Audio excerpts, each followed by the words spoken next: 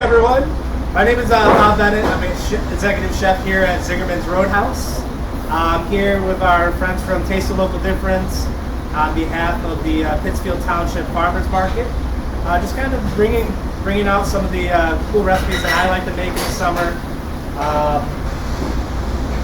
I used to actually live right down the street from the Pittsfield Farmers Market. I used to take my now 7-year-old son. He was about 2 or 3 at the time, down to the market, and we'd be able to kind of go through it. This was when the market just started, so it's still kind of small, but super exciting to be here cooking for you all. So one of the cool things that I like about summer is fresh cucumbers. One of my favorite things to do about them is doing kind of like a quick pickle on them. I think when I was growing up, it would basically be taking pickles and pouring vinegar on them and setting them down on the table. We're going to go one step further and kind of make a brine for them. But one of the cool things that we get from one of our farmers here at the Roadhouse, Mike from Solar Fuge Farms, is these Armenian cucumbers. As you can see, they look a lot different than kind of your average cucumber. They're longer, they're a little spindly, they have some pretty cool stripes on them. They also have an interesting sweetness to them. But what we're going to do kind of first is kind of work on our brine. So over here I got some vinegar that's been boiling for a little bit. So what I'm going to add to that is I got some sliced ginger, some cloves, and some allspice. So we're going to pour that right in. Then I also have some sugar and salt that we're going to add in there too. So we're just going to whisk that up, turn up our pot to bring it to a boil. So we just want to bring it to a boil. We don't have to do much with it after that.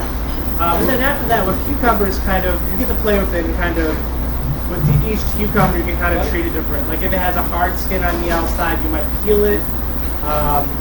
If it has a softer skin like this one, I might just slice it up. And since this one's kind of a softer cucumber, I might leave it in bigger pieces so that when it's in the brine, it doesn't kind of fall apart. So we get to kind of play with some fun cuts. This one's called kind of a pencil cut. We're getting these kind of little oblique cuts out of it. We're going to do that. We're going to cut these up. You can see our brine is almost coming to a boil here. We're going to just turn it up a little bit. What we're going to do, we're just going to take these, put them in a bowl. And then once the brine is cooled down, we're going to pour it right on top of them. I can see it's come to a boil, so I'm going to pull this off. We're going to set it over here to cool down. We'll check on those a little bit later. We might have some Facebook magic as far as cooking goes. So next up, we're going to work on our pasta dish.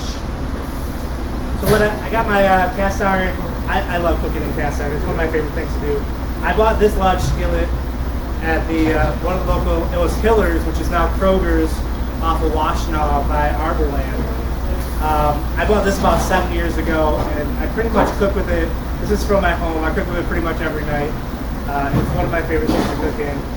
I just enjoy kind of the flexibility of it, being non-stick without being Teflon, which is kind of cool. What we got here, so we got some cool tomatoes from some local farms.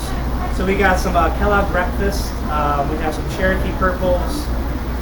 We have some Green Zebras. These two are from our farmer Melvin Parsons from We the People Growers Association. He's one of our favorite people ever. And the Green Zebras are from Camp Chat Farms. This is Tammy Guilfoy. She provides us with a lot of awesome, unique produce through the years. And tomatoes are just starting to come on, so it's exciting to get those on.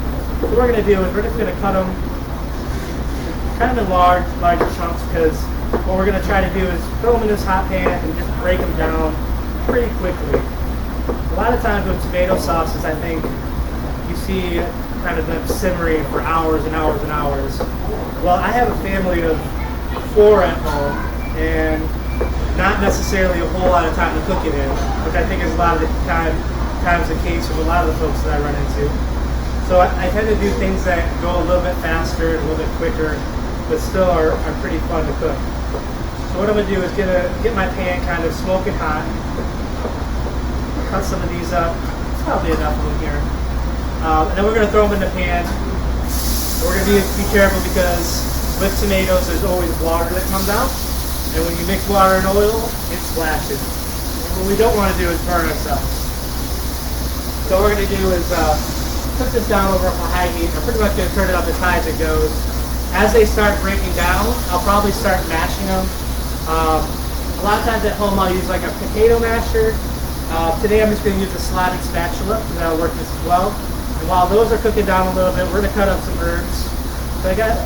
So one of the lucky things that we have here at the Roadhouse is that we have a bunch of garden beds out front where we can grow a variety of stuff. So I have parsley and basil from out front. We call it Out Front Farms because it's fun that way. So we're going to cook down these tomatoes.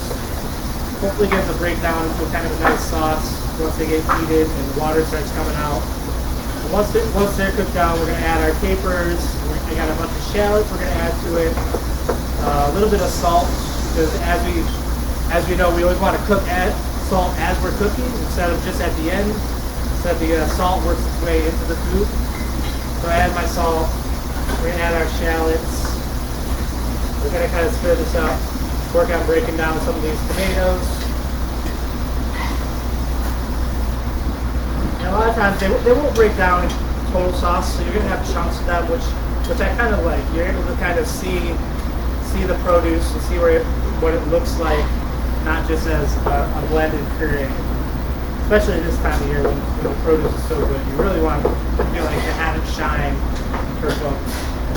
So we're going to let this go. I've already got my pasta cooked off. So this is a rusticella spaghetti from Italy.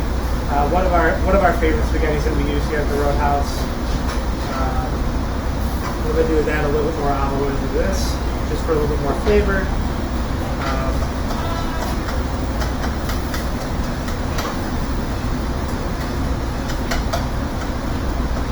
This is actually the same exact dish I had a couple weeks ago at home.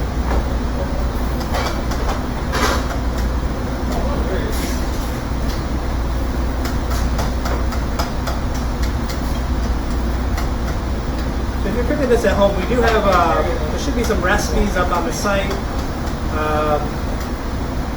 That is exactly what I'm doing today. Pretty quick and pretty easy way to put some local produce on your plate at home. So this is breaking down pretty good. I'll go ahead and add my fresh herbs.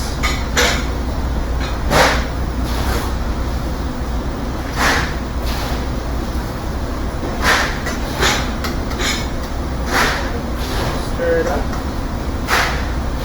And today we're gonna cook it pretty quick, but at home, like I'll usually let this go.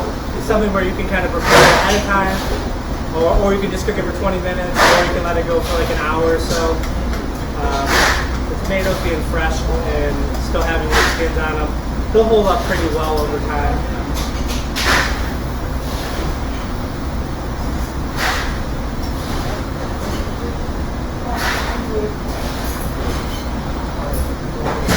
Work in some of our pasta. So the pasta's been cooked and chilled, so we're going to take a few seconds for it to warm up. If you're just cooking it fresh and adding it in hot, definitely doesn't take that much longer to heat up. We're going to toss it. We're going to let that heat up a little bit, and then we're going to add some of our Stravecchio Parmesan, which is an American Parmesan that we use here at the Roadhouse. It's super delicious. Definitely, if you have Parmigiano Reggiano, I would definitely add that as well. And then we're also going to toss in our capers. So capers, I love it. They add that brininess to it. They kind of pulls away from some of the acid of the tomatoes and the richness of the cheese. And just add a little bit more complexity to the dish that we're cooking.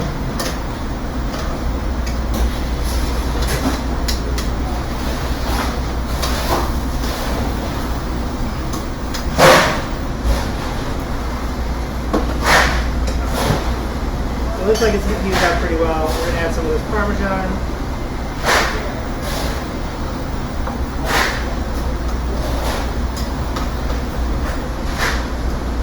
It'll help bind the sauces a little bit to the pasta. A lot of times with tomatoes, especially with a quick sauce like this, as it sits, a lot of the water will seep out. So what the cheese does is just kind of helps bind that as a sauce and thickens it up a little bit. So that way it holds on. So what we're going to do, we're just going to grab our plate. And nothing super special about this. All the specialty is in the ingredients on this one. Then what we're going to do is add a little bit more of this. That's our pasta dish.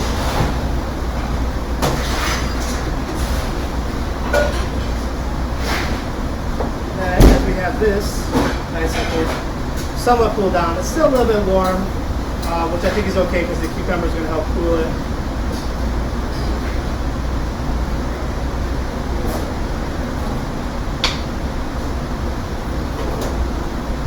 Usually what I'll do with this, especially with a quick brine, is I'll make sure to strain out the ginger and the allspice and the clove that we have in there, just so that way someone doesn't get a funky bite of something that isn't a cucumber. But we have these nice and brined up. These are ready to serve, or you can also throw them in your fridge and let them sit overnight. They're only going to get better as they sit in this. And that's our recipes, and that's our farmer's market demo. Hopefully, this time next year, we're actually at the farmer's market demoing for you all, because I'd love to see some faces and not just a screen. But that's our show for today. Thank you so much for hopping into this Facebook Live session. Go to your farmer's market, eat local. Even if it's not at the Pittsfield Farmer's Market, it's all delicious. All these farmers are doing a wonderful job. It's their life's work, and we get to share in it. Have a great day.